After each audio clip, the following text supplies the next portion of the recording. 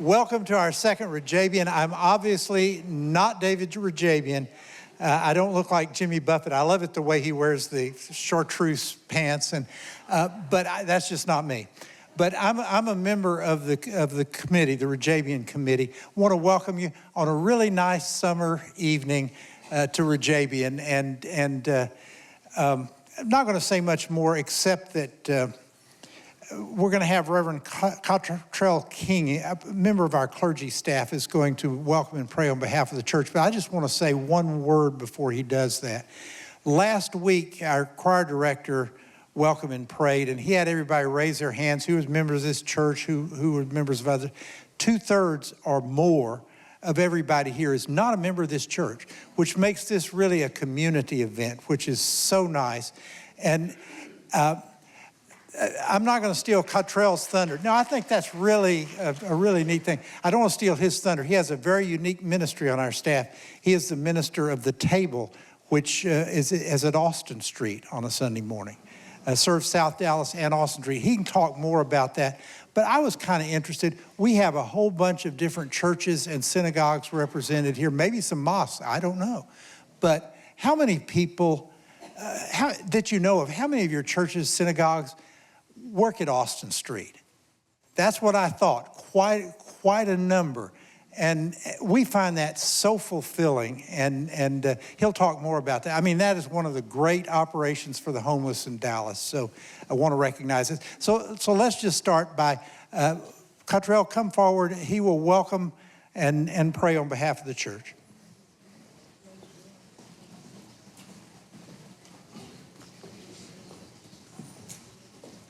Good afternoon. How's everybody doing this evening?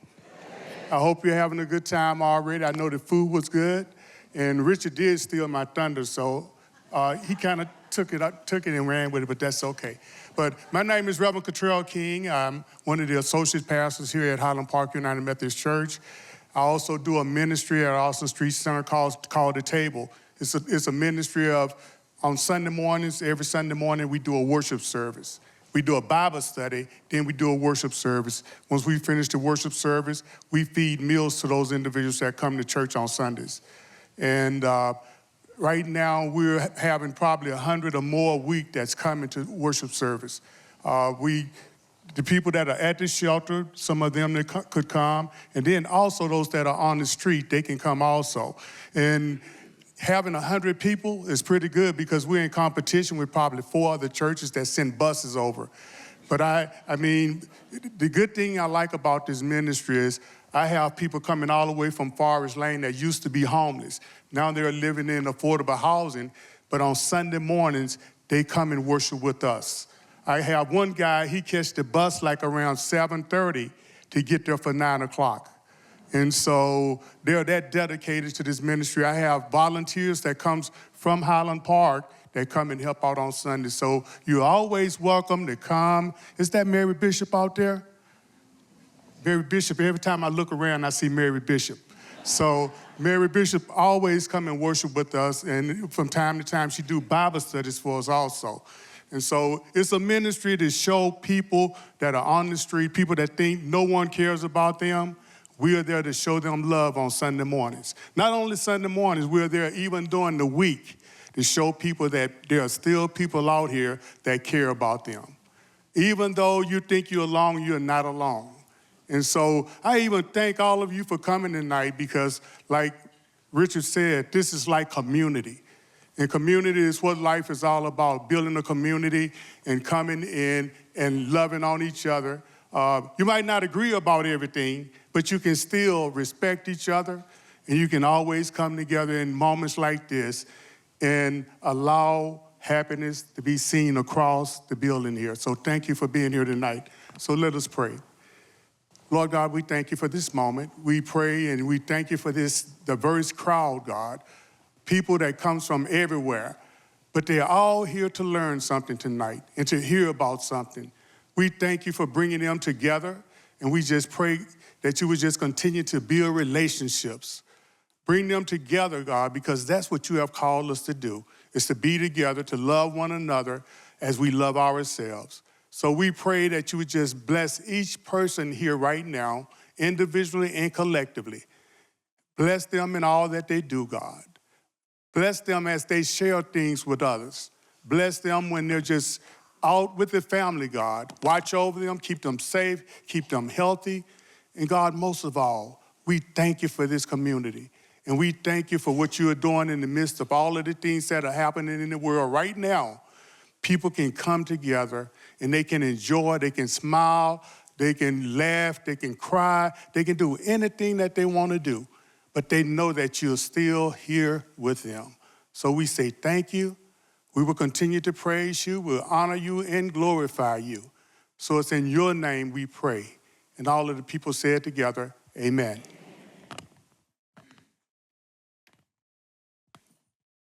Thanks, Petrella. And you know, on the community theme, Nancy's website, everybody knows Nancy Ashley, one of the great reviewers in Dallas for many years. But her website says that she's devoted to helping you do lifelong learning. And that's, I think everybody here is about lifelong learning. These are people who like books, reviews of books, authors, and you want to stay connected throughout your lifetime and learn and grow. And so that's the community we share together also, is lifelong learning. Nancy is a graduate of Mississippi Women's University. That's where she got her BA. She got her MA at Vanderbilt. She's prominent all through this community. Her husband, Bill, is here. Bill's a retired airline pilot, did those international routes for American Airlines. And just a personal note, because Nancy, I know, is a lifelong learner. I'm gonna tell this, I don't wanna embarrass you or anything, but we were on a trip. Nancy, we go on trips and things, we were in Chicago at the Palmer House, and I only had 2 hours, and I said, we've gotta do this, and Nancy said, the Art Institute of Chicago is just around the corner. It's just around the corner. I said, you can't do it in 2 hours. And she said, I'm gonna do it in 2 hours. You somehow got over there. I know it's less than a mile, but you got over there somehow in less than, and did the Art Institute of Chicago and came back in less than 2 hours. And so she is dedicated to lifelong learning. And so please welcome Nancy Ashley.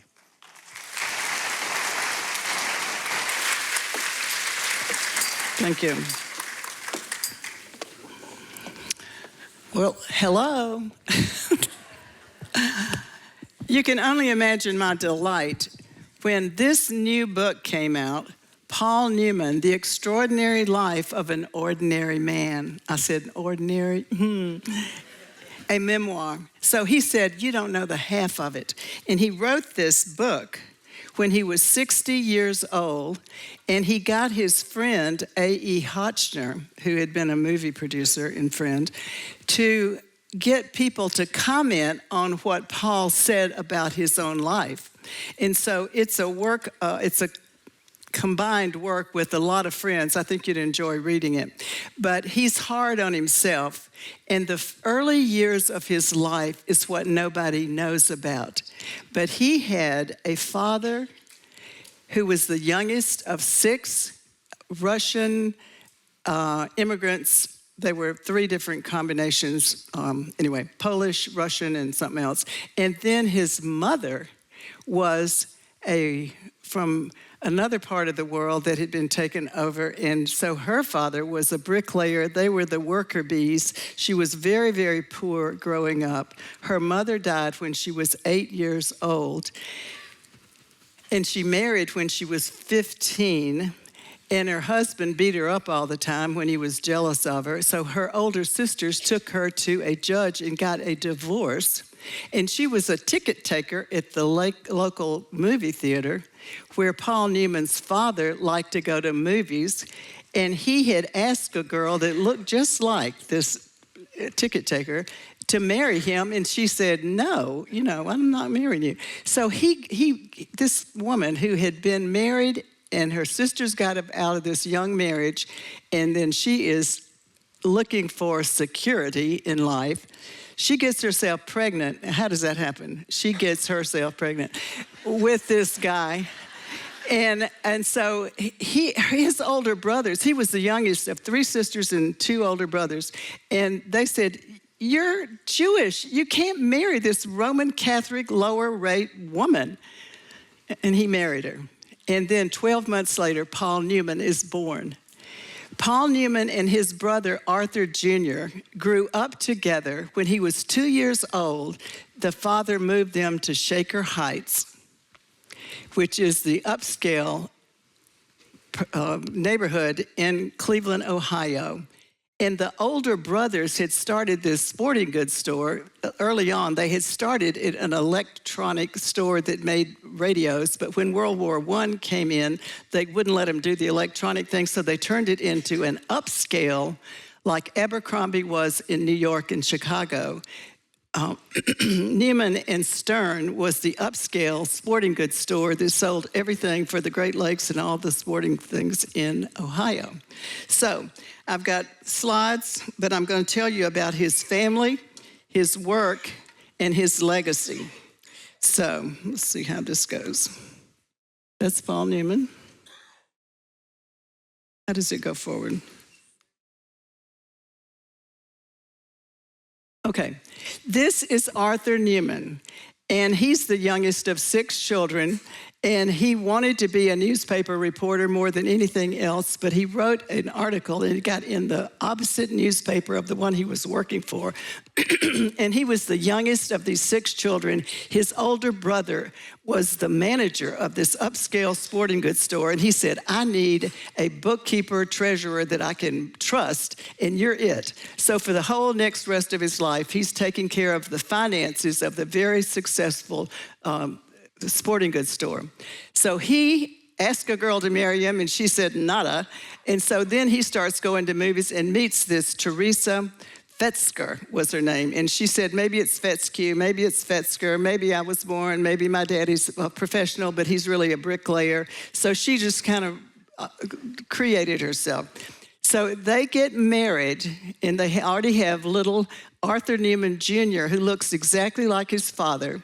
And 12 months later, Paul Newman is born. He is the most beautiful child. This very insecure, lower rate kind of mother falls so in love with this child. She dresses him like a girl the first 3 years of his life. She puts lipstick on him. He can't stand it because when he's 2 years old, his father is prosperous enough to buy a 3-story manor house in Shaker Heights. And so they have their playroom up on the 3rd floor. The father has his library and study where he escapes every night to his scholarly life. He reads through the Britannica Encyclopedia 3 times, and that's the way he acclimated himself to America and so on. But Tress, is her nickname, Tress, this mother, she has a maid and a cook when they first are getting married, and Paul is born in 1925, his brother 1924. So they have this idyllic life in this gorgeous Shaker Heights, and they play outside, till supper time when they get a little older, and they have a wonderful, wonderful life, but they do not have a wonderful life at home because the father cannot, I won't say he cannot stand, but they have a little physical thing going, but she is impossible. She decides when the Depression hits, and a lot of people lost their job, that she wants to redo her downstairs. And she puts all black carpeting, wall to wall, and all white modern furniture. And she has a white Spitz dog that sheds fur all over the house.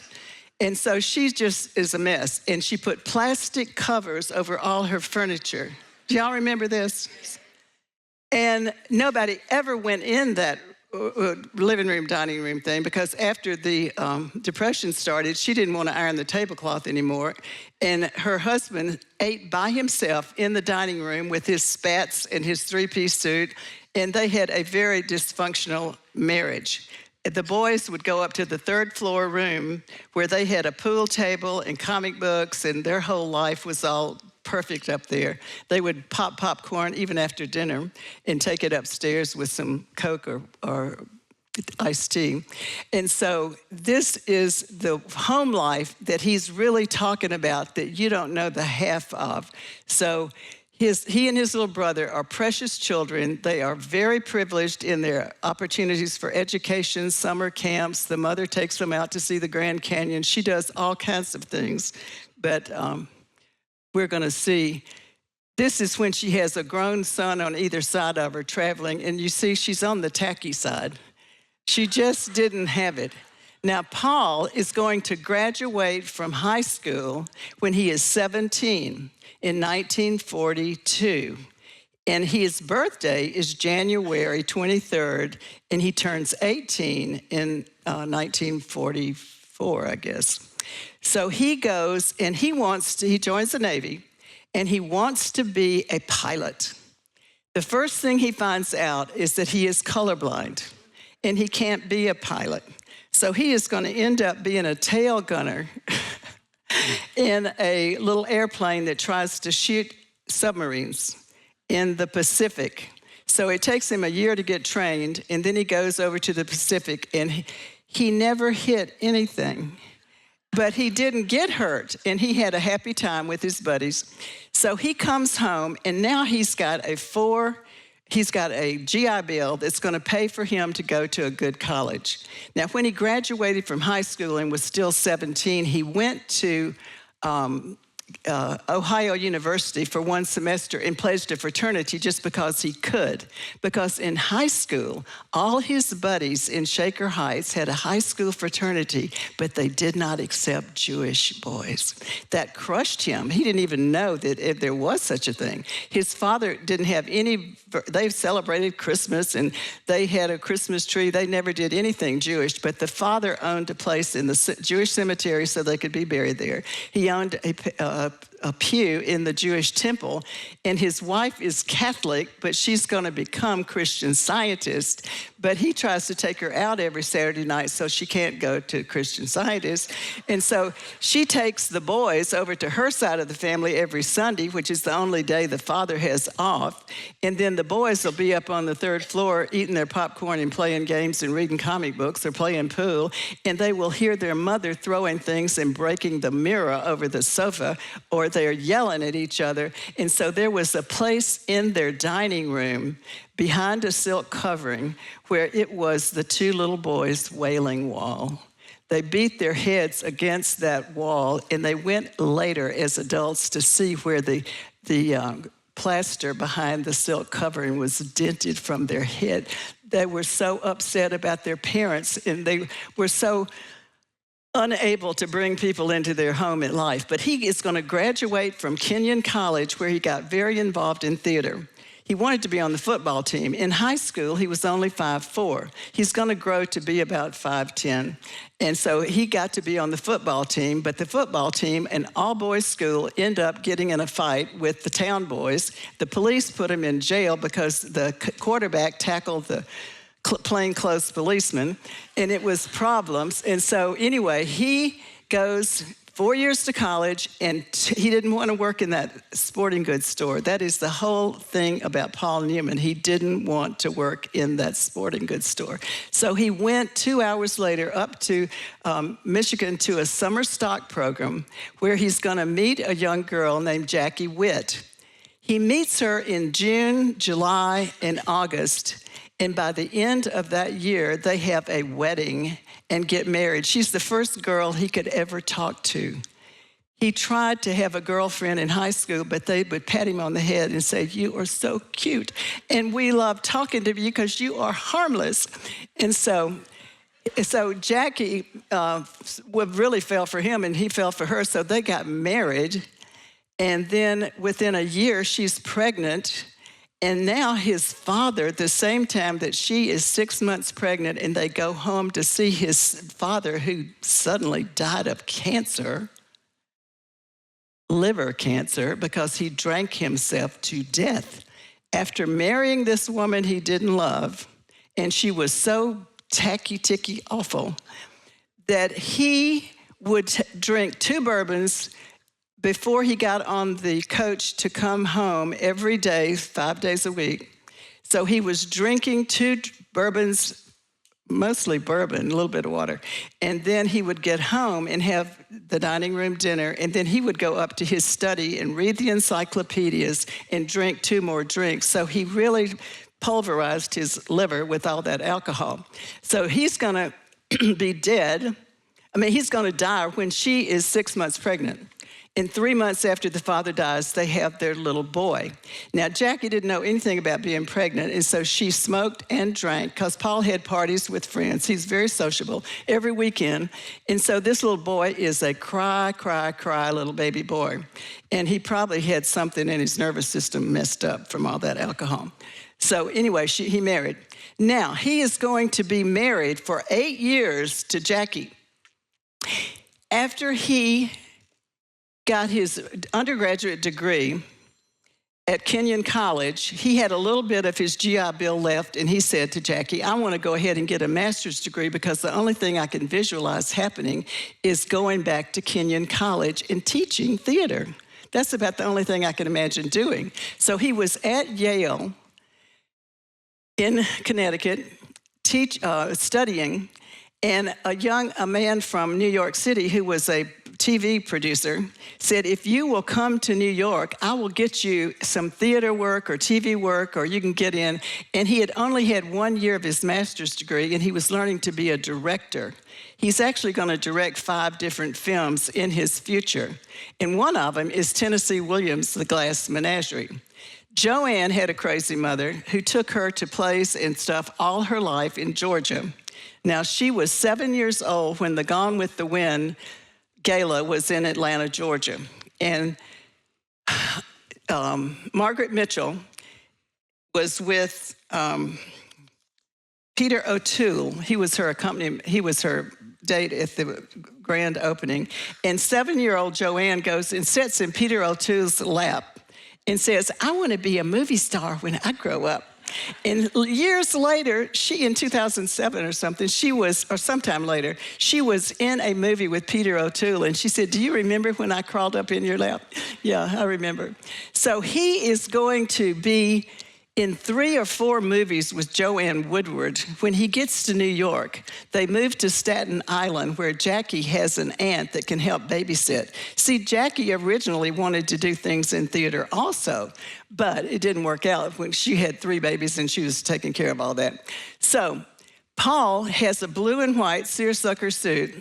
Now, these children that we're looking at here, the 1, 2, 3, no, one of them's missing. Anyway, he had 3 by his first wife, and the boy is going to be in a terrible drug situation and die, and the next girl is going to be loyal to him. I don't see the other one. But, oh, there she's down there in the corner. Okay, so those are the 3 children by the first marriage that he takes care of financially for the rest of their life. But the boy is going to become a drug and alcohol addict and have a sad death at age 25. And then the next daughter is going to marry somebody 20 years older, and she's not going to have a happy life. But the third little girl is going to blend in with Joanne and Paul's 3 daughters, and they're going to be the family. So this is Scott Newman. And Paul, thinking he didn't know exactly how to be a father. So when his son wanted to drink, Paul drank with him. And the truth be known, Paul Newman was a functioning alcoholic. He would buy Budweiser beer. They're 24 in a case. They're 24 hours a day.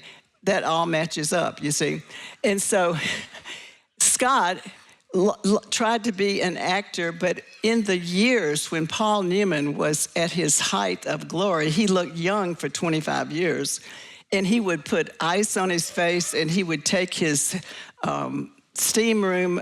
He had a portable steam room he sat in, and he counteracted his drinking with all these healthy things. And so that's the way he coped with his life. But anyway, he loved his son. He didn't know much about how to be a father. But when his son is 28 years old, Scott Newman overdoses. And I'm going to go ahead now. I usually save this to the end. But I'm going to tell you about this son's untimely death at age 28. He said, on Sunday, November 19th, 1978, Scott spent the day in LA watching football on TV with a friend. He had been doing some stunt work. He just filmed a car jump for a Circus of the Stars TV special, and he had recently crashed his motorcycle, which made him more eager than ever to chase away his pain. The day began with rum drinks, but they had no effect on his discomfort. "It hurts right here under my ribs and behind my shoulder," he said. His friend had some Valium on hand, and Scott swallowed 5 of them. An hour later, he took 3 more. Then he went off to see a psychologist whom the Newmans had hired, along with a nutritionist to help Scott find an even keel.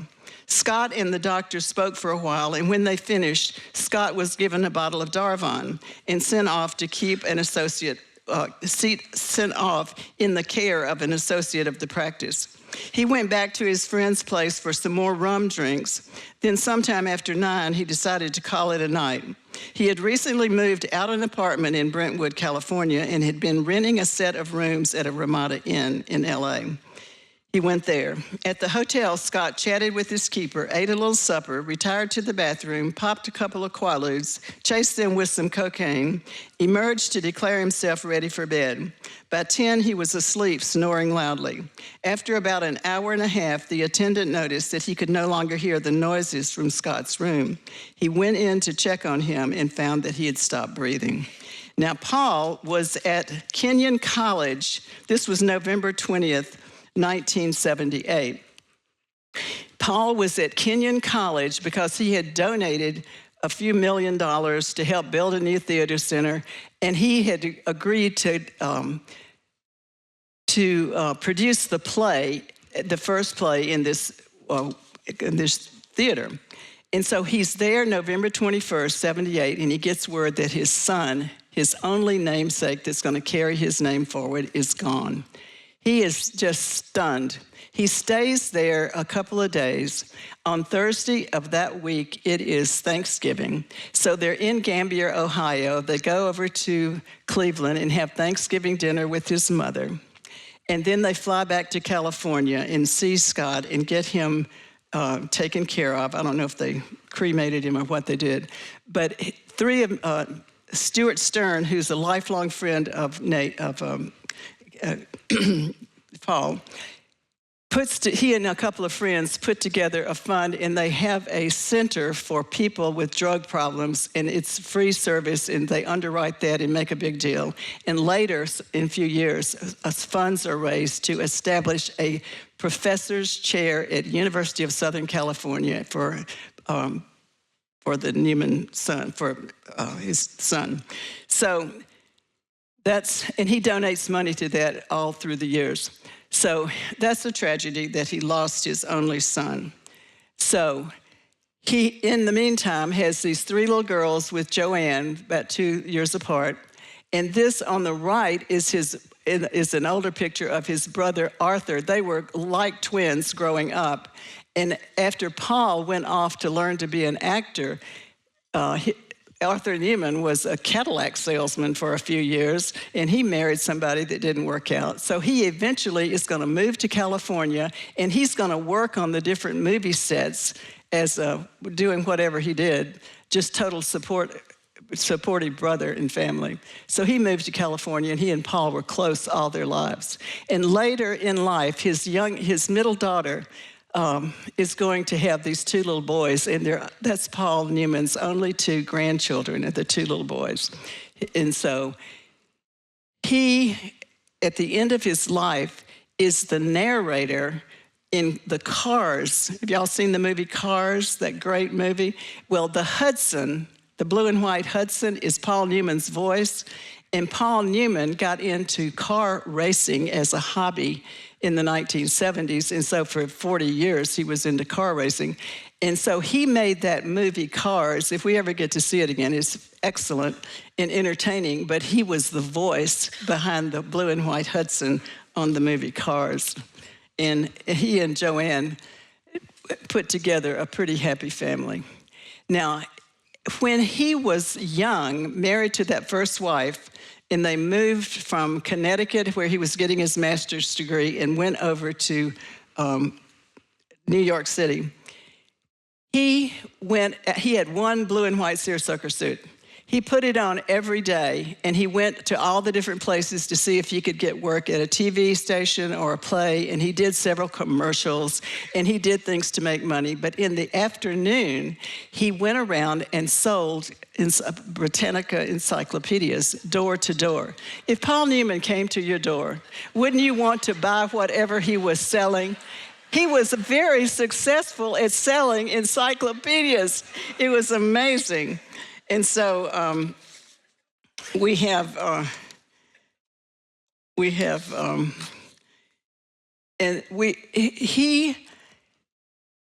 had never felt the way he felt when he was with Joanne. They were on finally this guy that had told him, you need to leave this graduate program at Yale and get over to New York, and we will get you into some kind of TV show or movie. So the television program, the program called Picnic, this movie for TV, Joanne is an understudy, and Paul is walking on. He's been brought up so well. He's so well-mannered. He's not risky at any level at all. And finally, they told him, you're going to be the boyfriend that gets rejected unless you learn to wiggle yourself a little bit and look a little more sexy. Well, he got sexy when he met Joanne Woodward because she did something electrifying to his body. He just couldn't believe what was happening to him. So they were in this TV movie Picnic, and Joanne had grown up in the South. She had this delightful Southern drawl. And so in the movie Picnic, I don't know if that was very Southern or not, but she did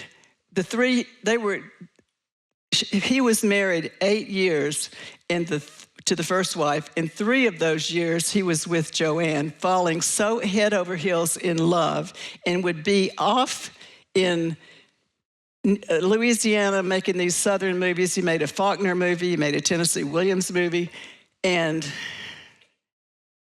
he was so in love that finally he just told his wife, we got to separate. And so she said, for what? I haven't done anything. And so he had $220,000 to his name. He gave Jackie $200,000 when Joanne said, I think I might be pregnant. Okay, I'll go to Mexico and get a divorce next week. And so he went to Mexico to get a divorce. She went to Las Vegas to a wedding chapel. And in January of 2000, it was 19, whatever it was. He comes back. It's 1958. So in January of 1958, they get married in a wedding chapel in Las Vegas. In March of 1958, she wins the Oscar for The Three Faces of Eve, where she skillfully was 3 different personalities in Unbelievably. Well, Paul in 1958 had been making the movie Cat on a Hot Tin Roof with Elizabeth Taylor. And her husband got killed in a plane crash on a business trip, and Elizabeth had a cold and didn't go with him. So just as they were beginning to make Cat on a Hot Tin Roof, she said, I can't do it. And then she came back a week later and said, I don't have anything else to do, I've got to do it. So they made that movie. It was nominated for an Academy Award and didn't win. That is in 1959, and that was the first of 9 nominations for an Oscar for Paul Newman. And so he quit going to the Oscars. And finally, when he won, he wasn't there to receive it. And so that was about that. But he made the movie The Hustler about a pool player, and he played with a very young Jackie Gleason, and so The Hustler was the first movie about the pool playing. In 1986, 27 years later or so, he made the movie The Color of Money, which actually, I watched that movie. All they do is play pool and try to cheat people out of money. I said, how could that win an Academy Award? But I think he had made a better movie than that, but he finally won this time. He was Fast Eddie Nelson, and Jackie Gleason won an Oscar for sure. And so then he is about, in 1961 is when he started writing this memoir. And he was looking back on his life and saying, you know, people don't know much about the way I grew up with my mother and father not loving each other and my father drinking himself to death and how we had every material opportunity, but it was sad inside our house. So that's when he started writing this book.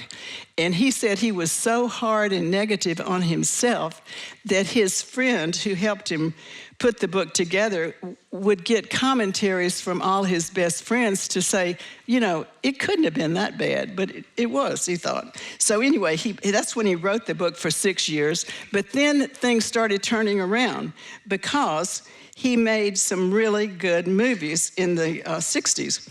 First of all, this is when Joanne Woodward, 2 months after they were married, won an Oscar for The Three Faces of Eve. And so then he made Cat on a Hot Tin Roof.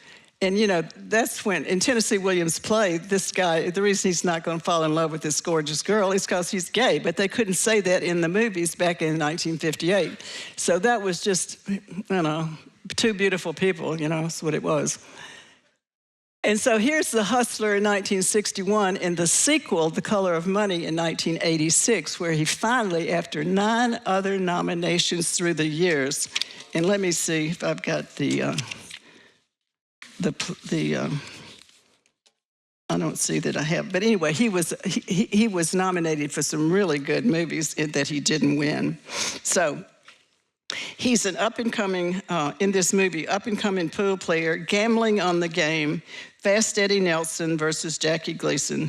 And Jackie Gleason wins an Oscar for that one, too. So anyway, more movies that he made were, and this, I graduated from college in 1967, and Cool Hand Luke was about the cutest thing. I mean, he got put in that disciplined prison for beating up parking meters. Have y'all ever seen that movie? It's crazy. And then they couldn't dominate him. He was, you know, they made him eat so much stuff anyway. Then he's going to meet up with Robert Redford. Robert Redford is 11 years younger than Paul Newman, and Robert Redford looks weathered because he's out in the West in California, but he's done great things with film and movie. And at one point, he actually moved to Westport, Connecticut, and was Paul Newman's neighbor.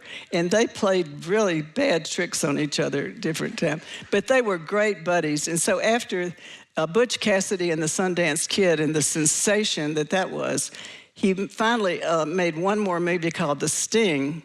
And that's when that great song, you know, with Song We Love from The Sting is so good. And over the years, he made 16 different movies with Joanne Woodward. And so one of the last ones he made is Mr. and Mrs. Bridge in 1990. And Joanne said that Mr. Bridge was the most like the actual Paul Newman of anybody that she had ever seen or met or heard of. So we're gonna see what happens next.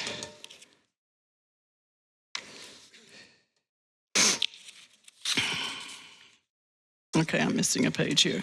So Paul Newman wanted his legacy not to be movies, not to be his dysfunctional childhood, not to be a lot of different things that he did so well. But when he made this movie Winning in 1969, he said, "This is my sport." And so from then on, for the next 40 years, he is going to choose what movies he's in according to what races he is in his car.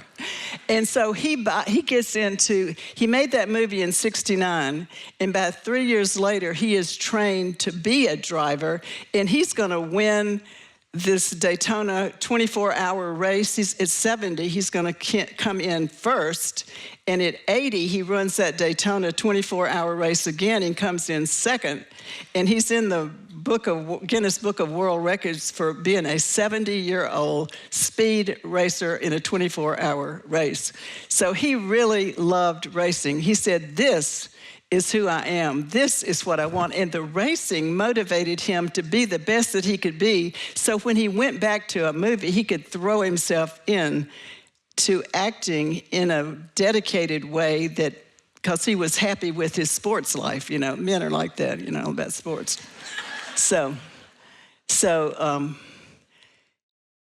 1972 to 2007, and he got these little, Budweiser was his sponsor. He said he drank enough Budweisers in his life for them to support him, because when he's going to start this children's camp for one of his best friends died at about 50 years old, and when he was visiting that friend as he was dying, he saw all these little children that had these childhood diseases, and they weren't going to have a full life. And so that's when he said, I'm going to take all this money that I've got, after he started Newman's own salad dressing, and he gave everybody money to everything he could think of.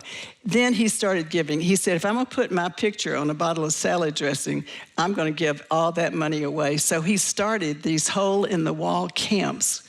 When he and Robert Redford played Butch Cassidy in the Sundance Kid, they were real historic outlaws who robbed trains and did all kind of mischief. And then in the winter, they would hole up in Idaho at a hole-in-the-wall canyon where the police and nobody could find him. And so he named his camps Hole in the Wall. He sponsored and paid for everything for doctors and nurses and the kids to go there and everything. And so that went on, and he established about 30 of these camps around the United States and in 5 foreign countries.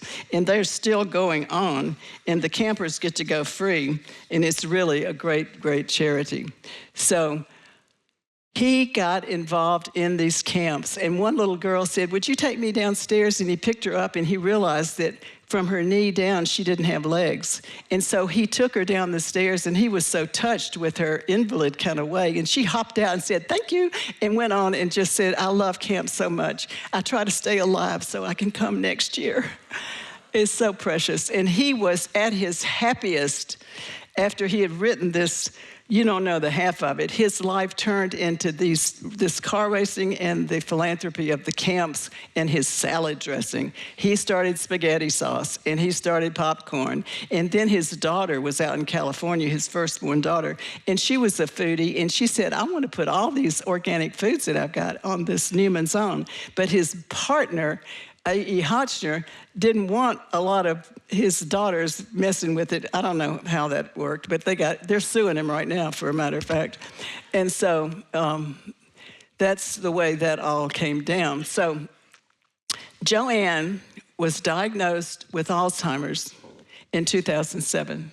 She is 98 years old today, lives in Westport, Connecticut with her daughter, her middle daughter. No, I think her younger daughter is married to a school teacher, so she's kind of moved into the home place there because it's so nice. But Joanne was diagnosed with Alzheimer's in 2007. Paul died in 2008. And Joanne doesn't remember all of the great things that she did, but her daughters love her, take care of her. And for years, she stayed in a home in Georgia, where was her home state there in Macon, Georgia or somewhere. So that is the story. And now I hope y'all have some commentary and some stories, or want to tell some other things. But I love working with Paul Newman, loved it very much. Questions? Anybody? Questions about Paul Newman? Mickey. Okay, Richard, I got to read one more thing. Okay, I forgot to tell you this. The mother, Paul did not speak to the mother for years. Okay, this is the story about the mother. Over the next few decades, it was more Joanne than me who kept up our friendship with Howard and Gore Vidal. The Gore Vidal really liked Joanne. In fact, when my courtship of Joanne was secret, for the 3 years they were making movies together and not married, and he was still having children with his other wife, there was occasional gossip column item that Joanne and Gore, he, of course, is gay, they occasionally dined or went to the theater together, that they were a couple. My mother had somehow become suspicious of them too. When Joanne invited Tress to the premiere of Ben-Hur, which Gore Vidal co-wrote, she noticed Joanne and Gore chatting and casually holding hands. A couple of years later, Tress came to visit me in New York when I was on Broadway. We were driving one evening in my Volkswagen, which had a Porsche engine in it, when suddenly my mother said to me, "I know why your wife hates me. It's because she's having an affair with Gore Vidal." I slammed on the brakes. "Get out of my car." There were tears and apologies, but I still dropped her at the corner of 18th Street and 5th Avenue. Joanne was absolutely aghast that I would throw a sick woman out of my car. Joanne was always wondered why I didn't just roar with laughter and say, "Mom, honestly, an affair? Such a thing is manifestly impossible." I didn't see it that way. She insulted my wife. My mother was quite a dame. She had an internal drummer, and that drummer was not affected by any other rhythms. There was a song going on with her, and she stuck to it. If she thought something was going on in a certain way, then that's the way it was. It didn't make any difference what actually happened. To her, it wouldn't change, and I didn't speak to my mother again for 15 years. Was it all about what she had said about Joanne? No, not really. But it was such a relief to use that as an excuse to escape from her. She represented all my leaden baggage, the parts of myself I didn't like, that sense of subservience, uncertainty, not knowing where the next attack was coming from or what the reason was for it. After that night in Manhattan, it took a decade and a half for my brother Arthur to engineer an armistice. He booked her on a flight to LA, picked her up at LAX, and drove her to our beach house in Malibu. He said they spent a couple of months every spring in Malibu because it was so beautiful. And since she figured this was going to be uncomfortable, she made it uncomfortable for everyone. Not surprising that the first moments of our truce began with an attack on my flank. "Hello," she said when she walked in. "Hi, Mom. It's been a long time." I kissed her on both cheeks. "What a wonderful house. Oh, is that the beach out there? You can just sit there and watch the waves come in? Wonderful." I told her she was right on all counts. "Are you working? Is the work good? How terrible it must be to be involved in a rotten industry that settles itself in violence and profanity and sex and gore. Oh, what you could do with your life if you only tried." And this was all in the first 5 minutes. I don't know if she had decided to say that in advance, but I'm sure images of Sodom and Gomorrah were running through her mind. She acted oblivious to what was going on around her with her family, her 2 grown children, trying to engineer a peace settlement, struggling to find something affirmative in this meeting. Tress was not about to let that happen. We'd never see each other again on a regular basis until my mom became quite ill, and I'd visit her a few times. It was important for me to show up, though there was never any change of feelings. When I think about it, I never really spoke to my mother, not just for 15 years, but for 50 years. I was too wary. I didn't respect her perception of things, although I didn't necessarily respect my own. We never discussed our rift, and she never apologized. And that's so sad. So sad. Okay, Richard, you got it. I was wondering, how did a bricklayer afford that big house in Broker Heights? Well, her father was the bricklayer. She married the Jewish man who had the big store that had a big income for all of his life. He was the treasurer of the big Stern, the Newman Stern store that's like Abercrombie in New York. So they had the big sporting goods store in Chicago. She married into that wealth. Okay. Yeah. So.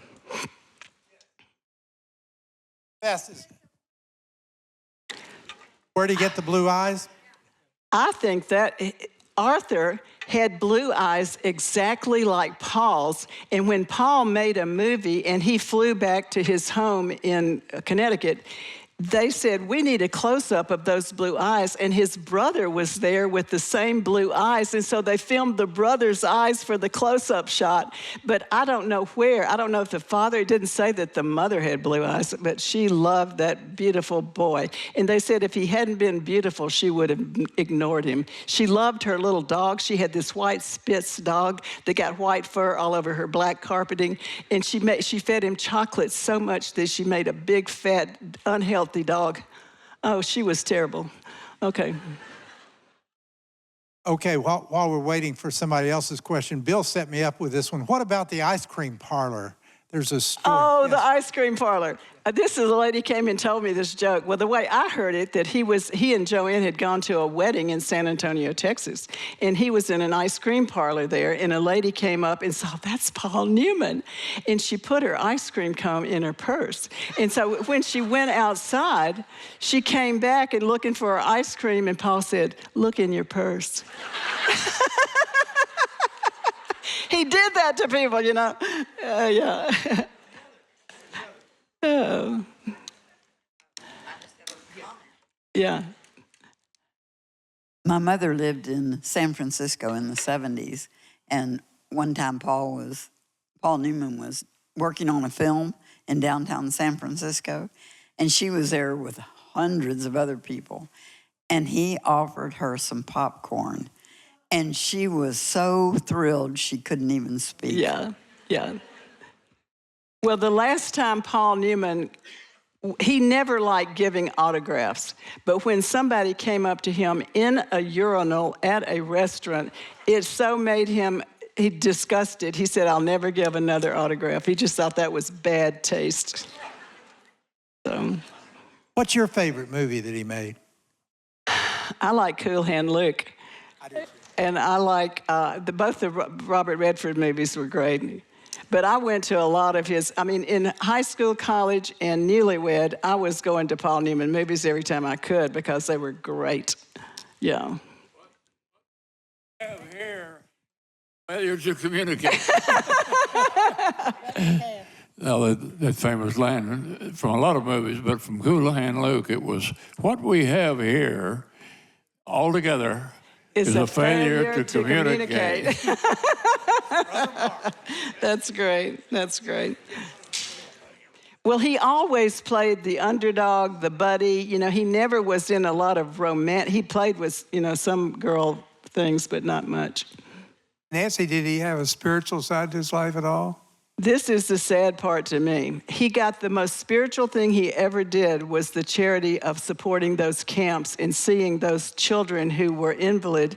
But in this book, he makes a statement that he had no religious training as a child, none. He had hardly any training as a child about life or anything. That's why it took him so long to grow up. But he declared that, he wasn't really Jewish and he wasn't Christian. And so it's a sad, I don't want to tell you sad things, but that's sad to me that he didn't affirm any faith, about Christ or anything. So.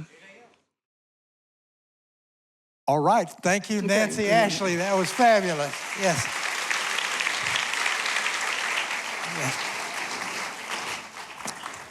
And before you leave, just a preview for next week. Author Amanda Churchill and The Turtle House, a Chinese grandmother and her granddaughter. And people just love that book. So come see The Turtle House next week and meet Amanda Churchill. Books will be for sale as usual next week with the author. Thanks. Bye-bye.